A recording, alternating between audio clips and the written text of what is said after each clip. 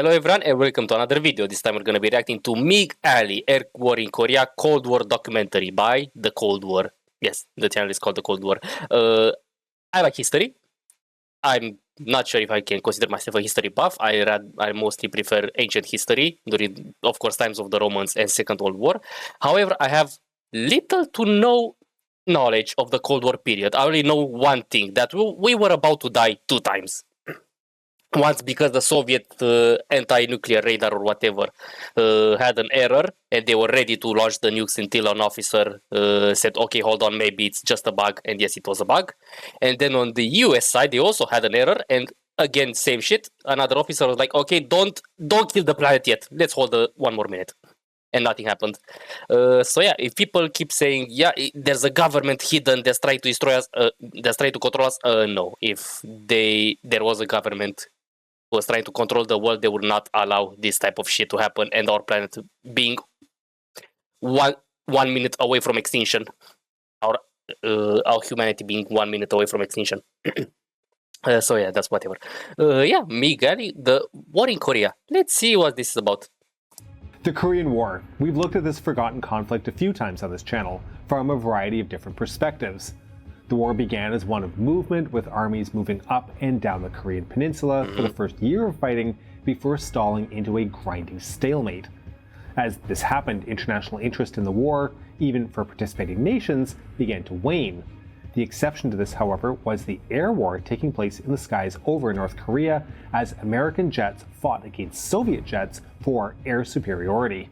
I'm your host David, and this week we are going to look at the fight for air dominance over Korea's MiG Alley. This is the Cold War. Talking about air, yeah, that's true. Mostly people, what they talk about in war, they mostly talk about the land troops, about infantry, about tanks, about so on. The air, on the other hand, much less. So yeah, let's see. And maybe even the sea to some degree, but sea battles are a completely different food in themselves. Food, they're not a food. Okay, whatever.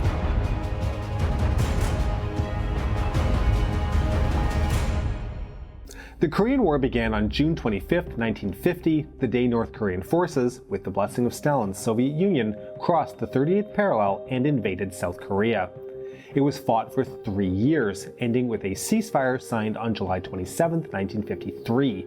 For the pedants out there, the Korean War is still technically going on, as no peace treaty has ever been signed between the Democratic People's Republic of Korea, otherwise known as the DPRK, or just North Korea, and the Republic of Korea, ROK, or just South Korea. Yeah, when you think about it, yeah, they didn't sign any peace treaty. And when you think about it, you're like, okay, so they're basically just agreeing not to attack each other at this point.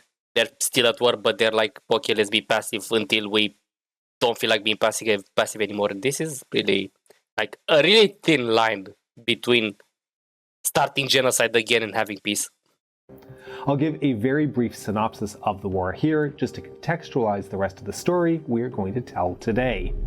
The first year of the war saw the armies of South Korea and its UN-sponsored allies thrown back into a small pocket around the southern port of Busan by advancing North Korean forces before a brilliant behind-the-lines landing at the port of Incheon, led by commanding U.S. General Douglas Dugout MacArthur. Oh, MacArthur is back! This landing broke the back of the North Korean advance, already logistically stretched, and all but collapsed their army, forcing it to retreat. Wait, Seoul? I thought... Okay, what I remember from playing Wargame Red Dragon, I thought the debarking line was more like here, more directly north, not around Seoul. Maybe I remember wrongly. Anyway. UN forces led by the United States chased after them, crossing the 38th parallel themselves and advancing rapidly towards the Chinese border at the Yalu River. Despite warnings being made by the Chinese not to approach the Yalu, the Americans continued to advance, and the recently established People's Republic of China intervened, sending in its own army to protect its socialist neighbor, as well as its own regional interests. The resulting retreat by the US military, which remains its longest to date, forced UN forces to retreat back below the 38th parallel. Counterattacks by UN forces, however, helped to stabilize the front lines back along the 38th parallel, ending the War of Movement and creating a battle space that was reminiscent of the First World War. The war on the ground remained largely like this until the ceasefire in 1953, which froze the battle lines as the new border, a line on a map that exists to this day. Yeah. The attention given to the fighting in Korea by Western media started strong, dominating headlines as the first major international shooting war in the Cold War kicked off. However, as time progressed and battle lines hardened during the summer of 1951, attention to Korea faded as the action settled into stalemate.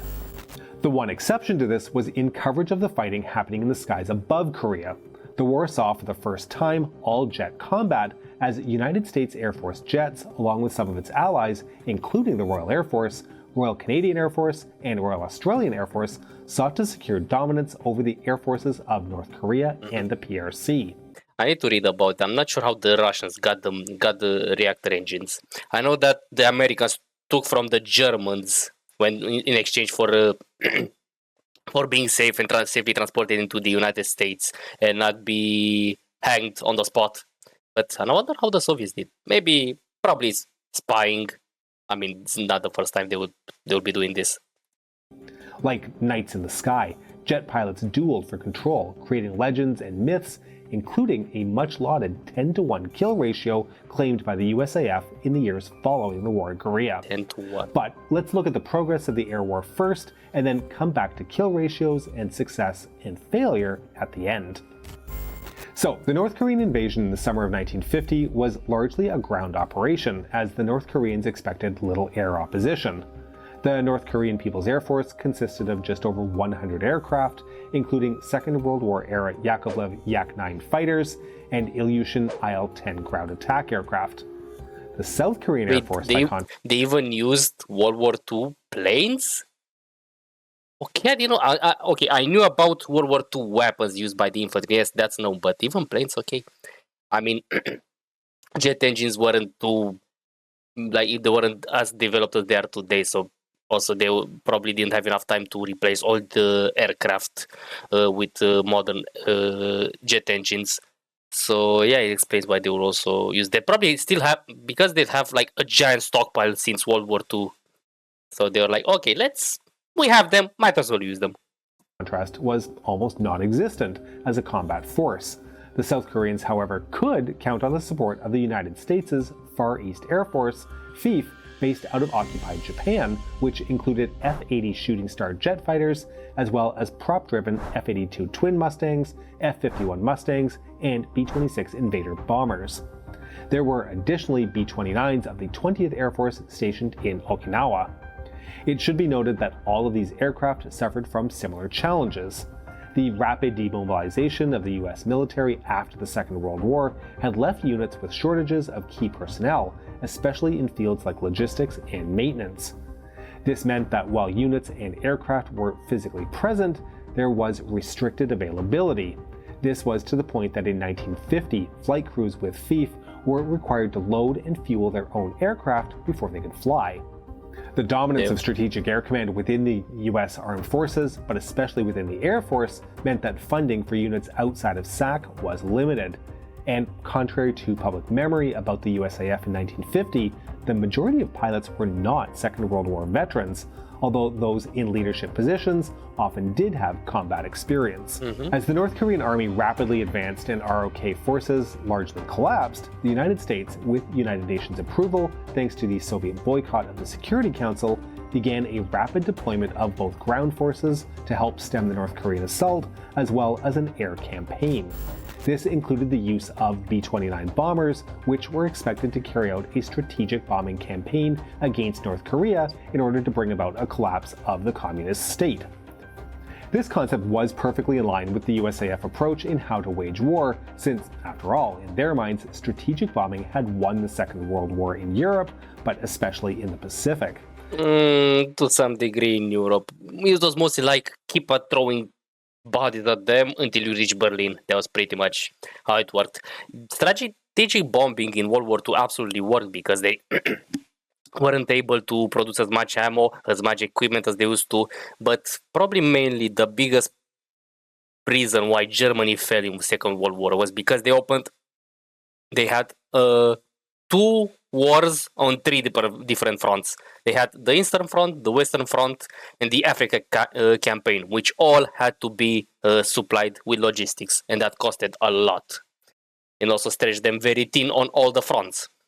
Yeah, it was it wasn't just strategic bombing, it was a combination of factors. This is a highly debatable conclusion, which we don't have the time to delve into here, but suffice to say, it was the conclusion of the USAF, and they based their strategy on that concept. But in the context of Korea in 1950, what would a strategic bombing campaign look like? How would a strategic bombing campaign be carried out against a country with few strategic assets, given that North Korea had little domestic manufacturing? This was a question which was never really addressed, but certainly didn't stop the USAF from delivering massive amounts of bombs against targets. In the first 90 days of the war, B-29s dropped half the amount of tonnage of bombs on Korea that had been dropped on Japan from the bases in the Marianas after 1944. Wow. Overall, more bombs were dropped on North Korea between 1950 and 1953 than were dropped on Germany between 1939 and 1945. In addition to the B-29s, F-51 Mustangs, and F-80 Shooting Stars, the USAF's first generation of jet fighters, Sorry, I had a bad cough. were being used to attack North Korean targets. The F-80 began development during the Second World War, but didn't enter service until after the war was finished. Like many first-generation jets, the F-80 was characterized by straight wings and a short operating range, which limited its ability to fly from its bases in Japan. Additionally, the F-80 was unable to operate from most of the rough airfields available in Korea, limiting its use until Kimpo Airfield outside of Seoul was recaptured in the fall of 1950. Initially, this bombing was relatively unopposed, with the small North Korean Air Force unable to do much against the USAF. However, after the landings at Incheon and the UN advance across the 38th parallel and towards the Yalu River, Stalin made the decision to provide air defense resources, including fighter support, in More the MiGs. form of the new MiG-15 jet fighter. This decision was helped along by an incident in October of 1950 when a pair of F-80s accidentally crossed into Soviet territory and damaged at least 12 Soviet Air Force P-63 King Cobras. Although the airfield at Sukhaya Rechka near to Vladivostok was more than 60 miles past the North Korean border, the USAF chalked it up to a navigation error. The pilots quickly faced court-martial, were cleared of all charges, and then immediately transferred back to the United States. Despite this type of provocation, Stalin was wary of directly involving Soviet combat troops, and the assistance from Moscow came with several stipulations. Although the pilots and crews of the aircraft would be Soviet, they would fly under North Korean flag, wear North Korean uniforms, and the Russian language would not be openly used. Of course. Additionally, MiG That was basically like a covert attack. I don't know how to say it. Basically, we're like, in case you guys get caught, we cannot be blamed for this. It is just North Korea. If you want to blame someone, blame North Korea, not us. Even though we're responsible, but yeah, whatever. had very strict geographic boundaries within which they could operate. At no point were they to operate over UN-held territory or over water. This was to minimize the chances of a crashed jet being recovered by UN forces and possibly revealing direct Soviet involvement. When combined with the range of the MiG-15, which would be operating from airbases in Manchuria, this is what helped to define the geographic boundary that has become known as MiG Alley. In October of 1950, the 28th IAP, Fighter Aviation Regiment, was deployed to Antung Air Base on the north side of the Yalu River, and a new age of air combat was about to begin. A word or two on Soviet jet development and the MiG-15. The Soviets only began work on jet technology in the closing stages of the Second World War, basing their projects heavily on the plans and prototypes they captured from the Germans. This included the BMW 003 and Yumo 004 turbojet engines. The first results were the Yakovlev Yak-15, a retrofit of the Yak-3, as well as the MiG-9, both of which used straight wings. Both of these aircraft, limited as they were by the engine technology being used in them, were disappointments. They did, however, lead many Western analysts to be rather dismissive of Soviet efforts, something which would come back to haunt them only a few years later. Yeah, of course. Then, two things came Overconfidence is a slow and insidious killer. I love Darkest Dungeon. together to change Soviet efforts. The first was Soviet aerodynamic research being done on the use of swept wings, based on captured work from Nazi Germany, especially that of Kurt Tank, one of the lead designers from the Focke-Wulf Company. The work clearly showed that significant increases in maximum speed were possible with a swept-wing design at the expense of low speed and low altitude handling. The second thing was UK Prime Minister Clement Attlee's decision in 1946 to grant a request from Stalin to sell several Rolls-Royce Nene engines to the Soviet Union on the condition that they would only be used for commercial purposes. Really? You really thought that was a good idea? Like they're gonna use it just for commercial purpose? You think Stalin would be okay with that? The Nene was at the time the most advanced jet engine in existence, and it took almost no time at all for the Soviet Union to ignore the conditions of sale, and the engine was quickly reverse engineered and developed into the Klimov RD-45 engine, which eventually became the Klimov VK-1. My friend, you're an idiot. These two technologies Were an idiot, I believe he's dead. were incorporated by the MiG Design Bureau in the design of a new fighter interceptor designed to protect Soviet airspace from B-29 and B-36 bombers. It was required to have a high operating altitude, be capable of climbing quickly, and be armed well enough to quickly dispatch large bomber aircraft. It also needed to be rugged and sturdy in order to safely operate from rough Soviet airfields. The result, publicly shown off in flybys during the 1949 Tushino Air Show, was the MiG-15, which was being deployed widely into frontline units of the Soviet Air Force by the summer of 1950. The Americans' jet program had also continued to rapidly develop beyond the first generation of jets. Like the Soviets, they had captured a great deal of German technical research by 1945, including that of Willy Messerschmitt. Just as the Soviets had realized from tanks research, swept wings were understood to be the key to faster and more maneuverable aircraft. North American, the same company which designed and built the P-51 Mustang, had begun work in 1944 for a medium-range, single-seat, high-altitude, jet-powered day escort fighter-bomber. That's so many words. The P-86 was initially designed with straight wings. As the project continued and the German research became available, it was realized that in order to meet the specifications set out by the Air Force, a change to the design would be needed. Despite the 6-month delay that resulted, the design was changed to a swept wing. Like the German Me-262, it was designed with automatic wing slats designed to improve handling and maneuverability at low speeds. The horizontal stabilizers were positioned low on the tail and became the elevators, while the elevators were used as trim tabs, giving the F-86 a better turning rate as well as full control through transonic speeds. This actually allowed the F-86 to go supersonic in a shallow dive, something that may have accidentally happened on its first test flight, but is not officially recorded. By 1949, the Sabre, as the jet had been named, was going into full production and was being introduced to frontline combat units of the USAF. Okay, now back to Korea. The first combat appearance of the MiG-15 in Korea happened on November 1st, with several incidents taking place. The first saw MiGs intercept a flight of F-51s on a bombing run against the bridges crossing the Yalu River. During the mission, USAF First Lieutenant Aaron Abercrombie was shot down, and although at the time the loss was credited to ground fire, in the 1990s, with the opening of the Soviet archives, the kill was officially confirmed to Lieutenant V.I. Chij. On the same day, a flight of F-80s was jumped by a flight of MiG-15s, and in the combat which ensued, Senior Lieutenant Kominich shot down USAF Lieutenant Frank Van Sickle. Although the loss of the F-80 was originally credited again to ground fire, later records have confirmed this as history's first ever jet versus jet shootdown. On November 8, 1950, a large-scale bombing raid was conducted by the USAF against the bridges crossing the Yalu, as well as the North Korean city of Sinuiju.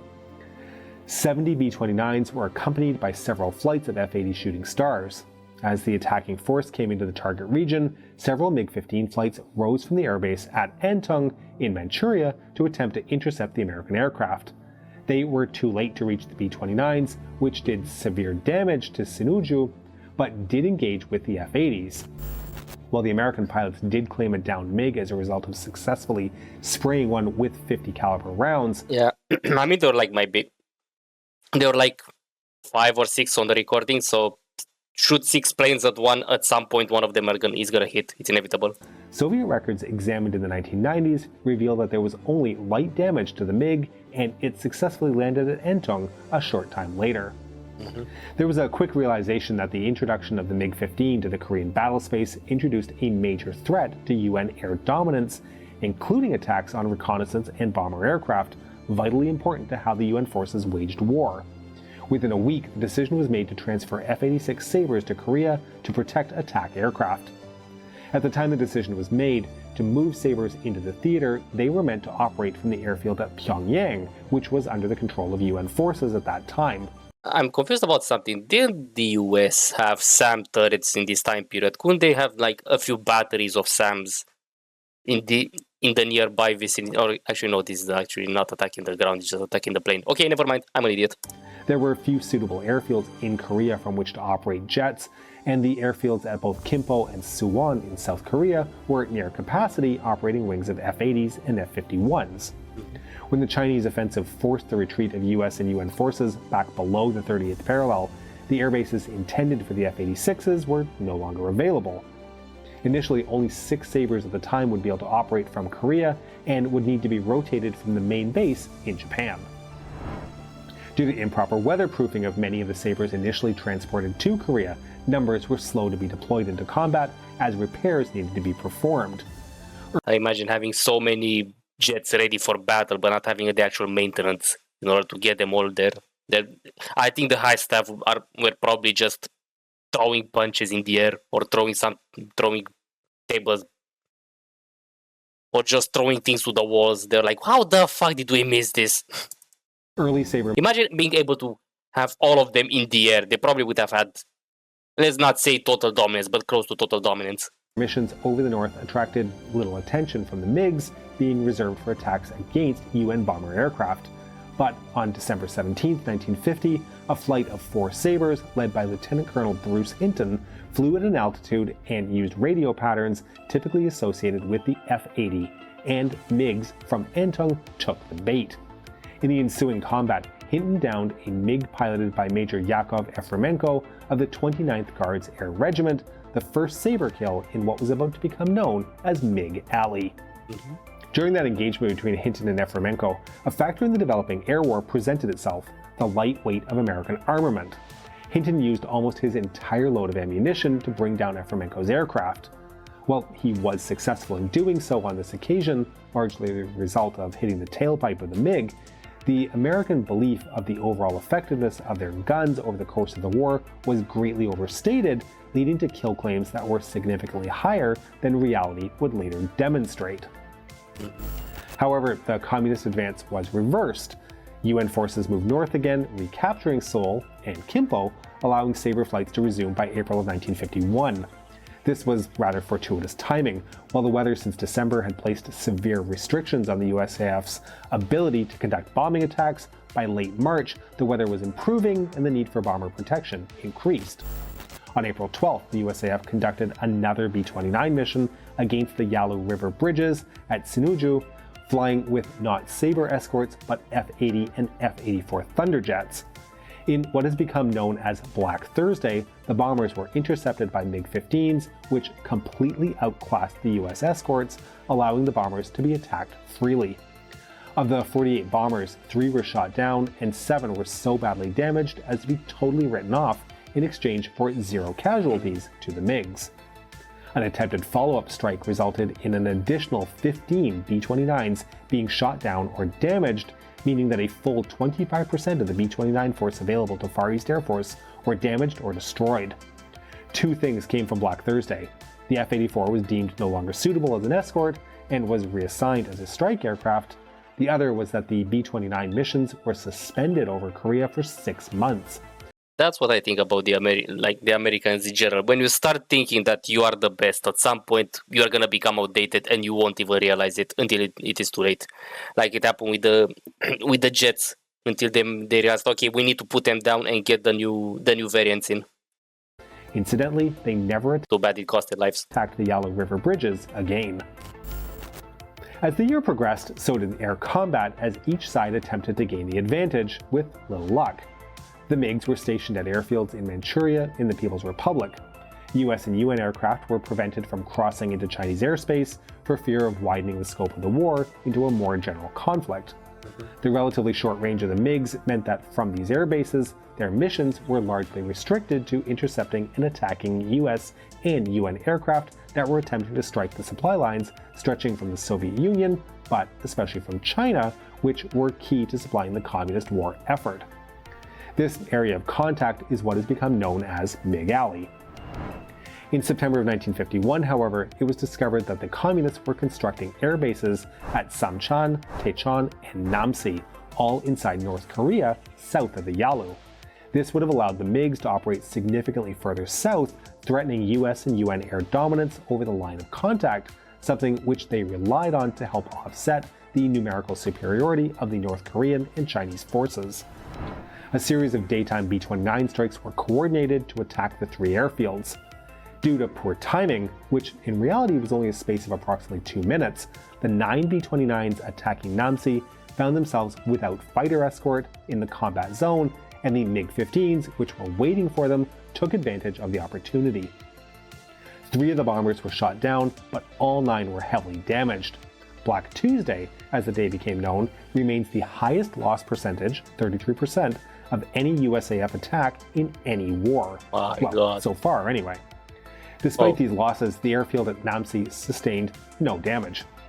The B-29s from that point on in the war were restricted to only nighttime bombing, notoriously inaccurate.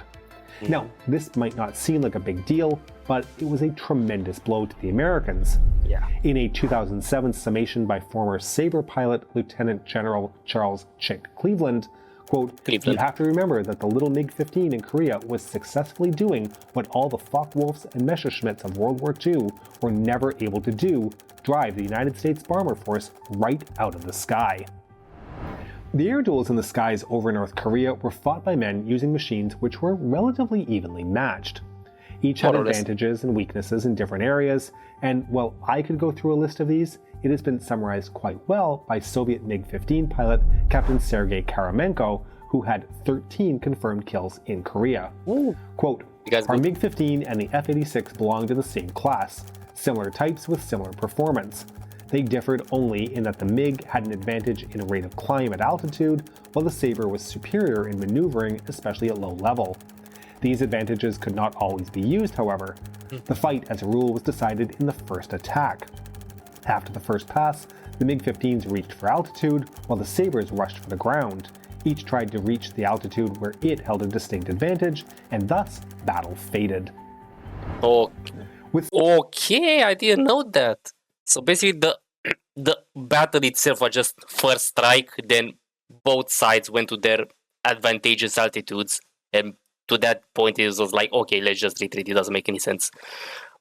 You think that you would think that it was more like a dogfight, trying to outmaneuver, to perform flips to get in the back of the enemy, or catch him from below or from above to not get shot at. The first strike, and then basically the battle faded away. Okay, that changed my view of dog battle. Okay, of fighter jet battles. Such even performance, success and failure. Okay, now fighter jets are something else. You just use rockets at this point, and the rockets are so smart you can hit a jet from 20, 30 kilometers away. Are often boiled down to the skill of the pilot in command of the aircraft. As I mentioned earlier, while some pilots came to Korea as veterans of the Second World War, most were not. As a result of this, how pilots from each side came to Korea was absolutely critical. The Soviet policy was to move an entire fighter regiment into action, replacing the outgoing one. This meant that there could be several months at the start of a Soviet unit's operational tour where the pilots lacked combat experience and training. American pilots, on the other hand, served tours as individuals, meaning that in practice, there was always a core within the unit of combat experienced pilots able to provide support and guidance to new pilots coming into the unit. This combat experience was often enough to make the difference when Sabres engaged MiGs. Now, it's important to remember that although the USAF had intercepted Soviet ground control communications between the controllers in Manchuria and the pilots, speaking Russian I might add, officially these pilots were North Korean, flying North Korean jets. Which, when you know the rules of war, that was basically a war crime. Because in the Geneva Convention, you are not allowed to wear your enemy's uniform. As the war continued, however, the Soviets But of course, war crimes don't apply if you're a superpower, if you're a world power. began to look for ways of decreasing their direct involvement. One of the ways they found to do this was to supply the People's Republic of China with MiG-15s. By late 1951, units from the People's Liberation Army Air Force, PLAAF, began to be deployed to the combat zone. The PLAAF had only come into existence in 1949, as Mao's communists had not had an air force to speak of. PLAAF pilots were required to have been soldiers during the Civil War and had to be Communist Party members in good standing.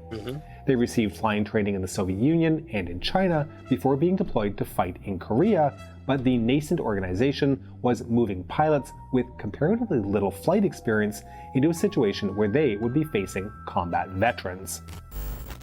From late 1952, the number of Soviet units committed to Korea began to decrease in favor of increased numbers of Chinese units. The PLAAF committed units for 90-day tours, not enough time to gain deep experience, but enough to give a wide range of pilots in the organization some air combat experience. The ones who survived both combat and the political turmoil of Mao's China would go on to rise to the top of the PLAAF. Chinese units operated alongside Soviet ones, and each tended to focus on different tasks. PLAAF MiGs were often tasked to focus on the bomber aircraft, largely F-84 Thunderjets after the withdrawal of B-29s from daylight attacks. Soviet MiGs, on the other hand, with their more experienced pilots, would look to engage the Sabre escorts. Which is smart. A quick follow-up comment here about US pilots by late 1951 and into 1952. New pilots starting a tour in Korea at this time lacked combat experience, but had a distinct advantage over earlier American pilots starting a new tour in Korea, as their training at home was being conducted by veterans from Korea. As pilots finished their combat tours, they would be reassigned training units where they were then able to pass along their experience in jet combat to those new trainees. While not a substitute for actual time in combat, this experience began to show in the combat numbers. More on that shortly. The stalemate on the ground meant that military organizations looked to amplify any success where they could find it.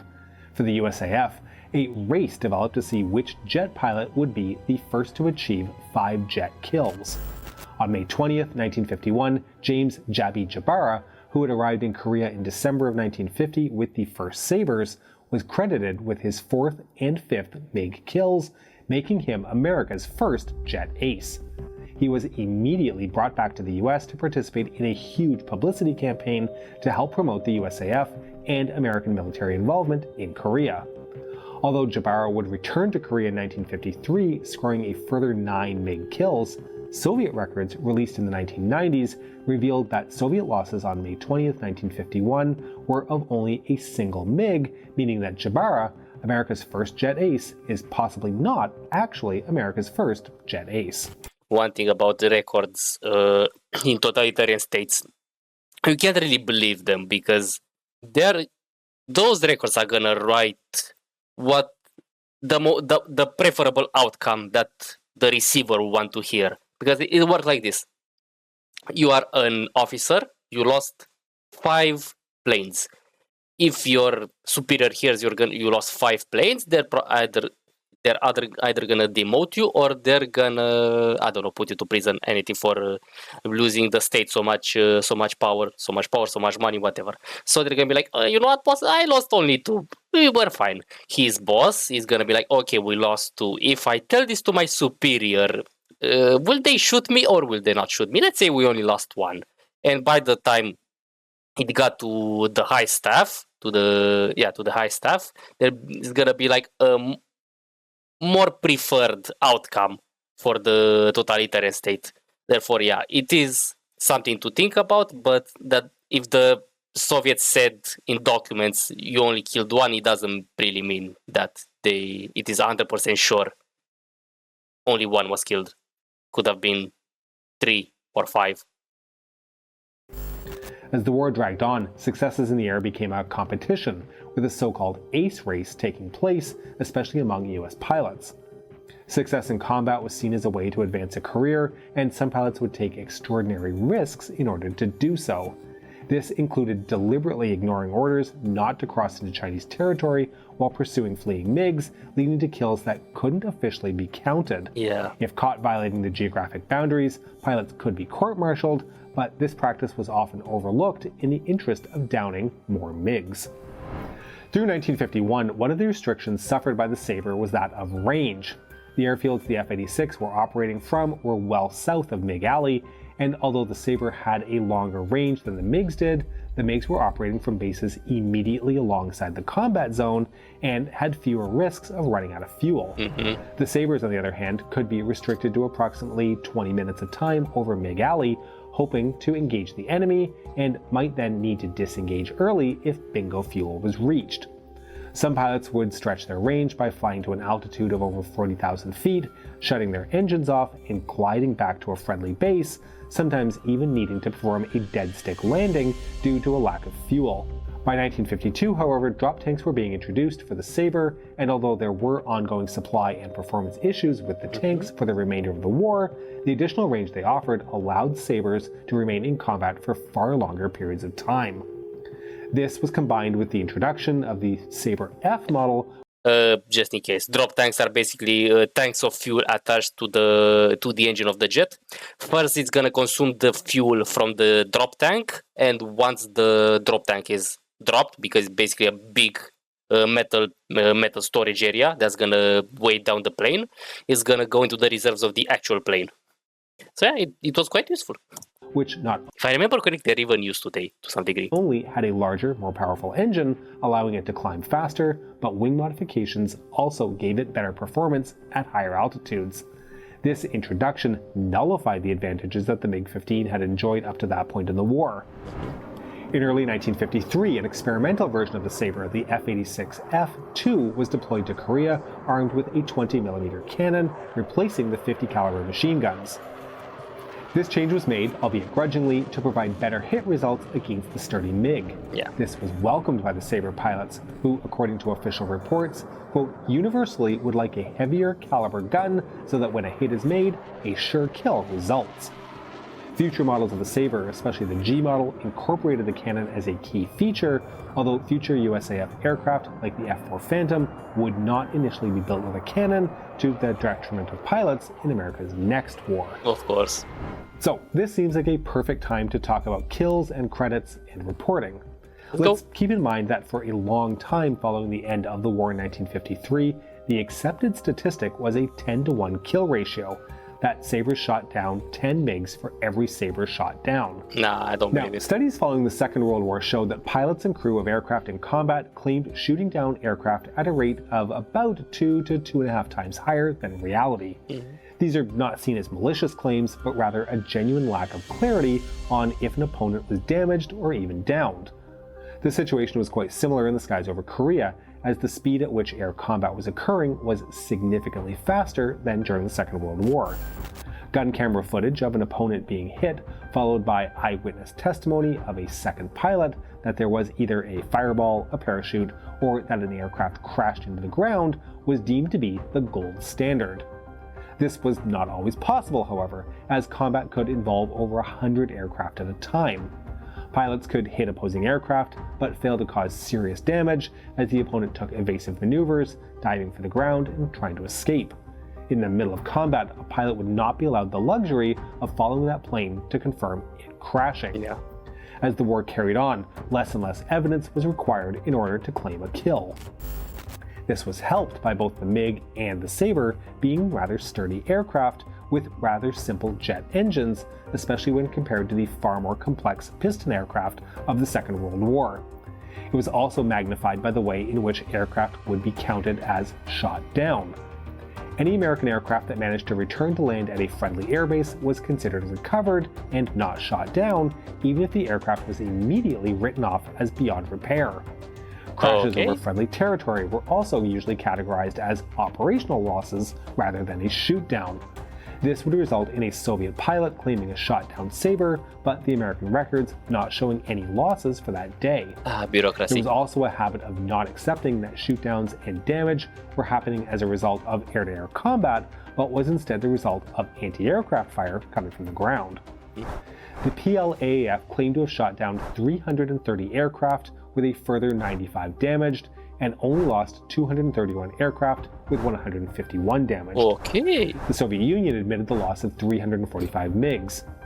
The USAF claimed 976 aircraft shot down, which is roughly double the combined number of Soviet and Chinese losses, 1,000 in line planes. with the pattern of pilots claiming more kills than How the fuck have you got 10-1 ratio on kill, but you lost 1,000 planes while the enemy only lost like 300 or so? reality. The USAF only admits to the loss of 147 aircraft in Korea as a result of air-to-air combat. Get the fuck out! I'm not believing that. Pilot Wang Hai Losing only 147, shut the fuck flew up. in Korea. Even if you lost only 147, that would still not make it a 10-1. Doesn't make any sense. Has called this number a lie as big as the heavens. Yeah, work done by researchers since the opening of the Soviet archives in the 1990s has strived to bring greater clarity to the matter of the kill ratio. Comparisons of Soviet records of losses to American records have shown some large discrepancies, calling the 10-1 ratio into question. While the PLAAF records have yet to be opened for analysis, leaving significant scope for further revision, the estimates for losses in 1951 are likely approximately 1-to-1. 1952 and 1953, as the US introduced better versions of its equipment, flown by more experienced and better trained pilots, which makes sense. Pilots with lesser training, that ratio is likely in the range of 1.1 to 1.3 to 1. Which is more understandable, as they said. The planes of the Soviets were better at the start. When the US got the better jet engine variants, they were evenly matched. So yeah, makes sense why it would be like close to 1-to-1 ratio. In favor of the Sabres. While this still leaves the USAF winning the numbers game, it's certainly a far cry from the 10-to-1 ratio that has been touted for so long. That's bullshit. A ceasefire was signed in the summer of 1953, one which remains in place to this day. Looking back on the air war over Korea, we can look at the impacts that it had and lessons that were taken away, or not taken away. From the kill ratios, it can be easy to make a conclusion that the USAF won the air war. It shot down more of the enemy. But what impact did this have strategically on the course of the war? Well, shooting down more MiGs was good for propaganda, but it didn't provide a strategic avenue to win the war. The MiG threat was enough to force American bombers out of the sky during daylight hours when they were most effective. It was also enough to prevent ground attack aircraft like the F-84 from conducting raids on the key transit points from North Korea to China, again for fear of being decimated by MiGs. Throughout the rest of the Cold War, the Soviet Union continued to deny that Soviet pilots had flown in Korea. It was a poorly kept secret, but that was the story that was maintained in order to help maintain the fragile peace. Soviet pilots were awarded decorations for bravery, included being made heroes of the Soviet Union, but they were not allowed to be publicly acknowledged or feted for their bravery. MiG Alley in the fight for air dominance over Korea was unique in the Cold War, as for 3 years, Soviet and American pilots went directly to war with each other, even if it was somewhat a secret. At no other point was general combat between the two superpowers allowed, making those years stand out. In the end, no great changes occurred. There was no winner, but there was also no loser, and decades of frozen conflict have been the result. An often forgotten battle in a largely forgotten war. We hope you've enjoyed this episode, and to make sure you don't miss our future work, please make sure you subscribe to our channel and have pressed the bell button, moving into a diving turn, hoping to bring that bell button into your sights. Okay, MiG Valley. I'm gonna say 2 things stood out to me the most. First, of course, the 10-to-1 kill ratio. My boy, there was no way you are losing the air war at the beginning, and somehow managed to get them even at the halfway point, and say you won 10-1. No, there's no way I would believe that. And also, that guy who sold the Soviets the best engine, the best jet engine, saying do not use it for military purpose, was an idiot. If Stalin says you use it for the military, you use it for the military. Even if it's not Stalin, even if it's someone that says if you don't do it, I'm gonna tell Stalin and you're gonna be shot. Yep, of course they're gonna do it. I mean, yeah, history is so stupid sometimes. Nothing you can do about it. It's just true. It's just reality. Anyway, thank you very much for watching. Hope you enjoyed it. I surely do. And see you all next time.